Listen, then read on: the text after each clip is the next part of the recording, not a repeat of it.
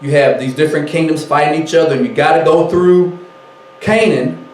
So it's nothing about the people that live there, but it's everything about them. Well, that's what Yah wants us to be. He wants his people to be a bridge and a connector, from them to him. So you can't really get into Africa unless you cross through, and you can't really get out of Africa unless you got to cross through. I mean, it makes sense.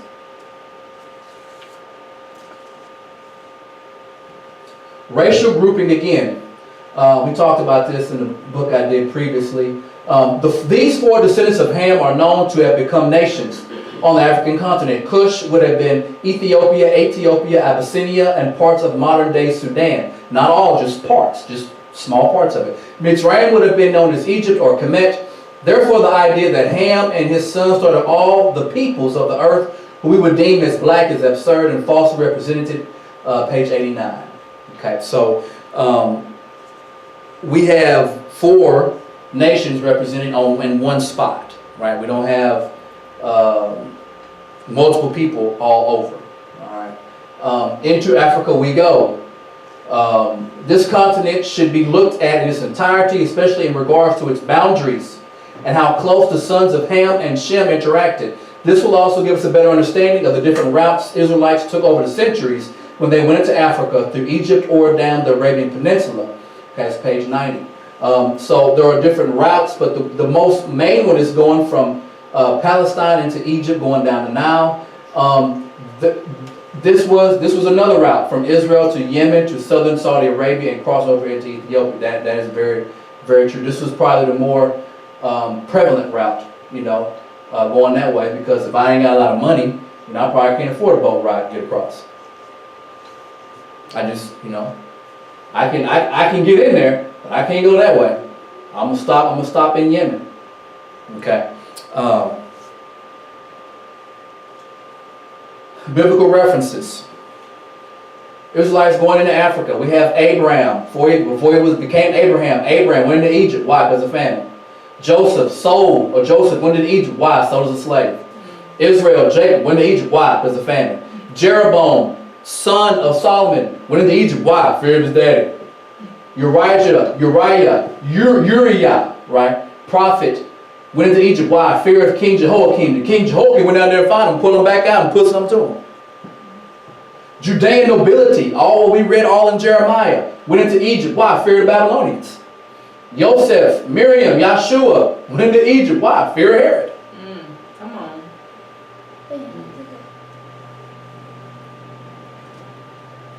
Those are biblical references. Okay, we're going to look at one reference out of the Apocrypha. That's the fancy name. But the Apocrypha, 2 Maccabees 1 and 1 through 11. I want you to understand this text of how they're talking, who they're talking to, and what they're wanting them to do in Africa. Okay. It's titled, A Letter to the Jews in Egypt, number 1. A letter to the Jews in Egypt. The brethren, the Jews that be in Jerusalem, and in the land of Judea, wish to the brethren, the Jews that are throughout Egypt, health and peace. God be gracious unto you, and remember his covenant that he made with Abraham, Isaac, and Jacob his faithful servants, and give you all a heart to serve him, and to do his will with a good courage and willing mind. Open your hearts in his law and commandments, and send you peace. So to the Yehudim down there in Africa, keep the law. Do the commandments. He ain't gonna sell you short. No matter where we at, y'all can't get up here for the feast. Stick to the law. Verse 5, and hear your prayers, and be at one with you, and never forsake you in a time of trouble. And now we be here praying for you.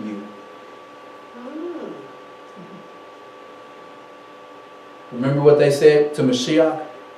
Now's the time to bring the kingdom together. Is this the Isaiah 11:11 now? That you're going to recover? You're going to recover all those who are scattered? It named 3 places in the continent of Africa. What time, as Demetrius reigned, in the 139th year, we the Jews wrote unto you in the extremity of trouble that came upon us in those years, from the time that Jason and his company revolted from the Holy Land and Kingdom, and burned the porch, Solomon's porch, and shed innocent blood. Then we prayed unto the Lord, and were heard. We offered also sacrifices, and fine flour, and lighted the lamps, and set forth the loaves. And now see ye that ye keep the Feast of Tabernacles in the month Caslu. In the 184 and 8th year, the people that were at Jerusalem and in Judea, and the council in Judah, sent greeting and health to Aristobulus, King Ptolemy's master, who was of the stock of the anointed priest, and to the Jews that were in Egypt. Inasmuch as God hath delivered us from great perils, we thank him highly, as having been in battle against the king. So, just, hey, y'all is down there, man. Just hang in there. If something crazy happen, man, trust in y'all.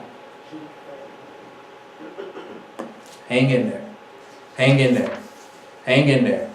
Hang in there.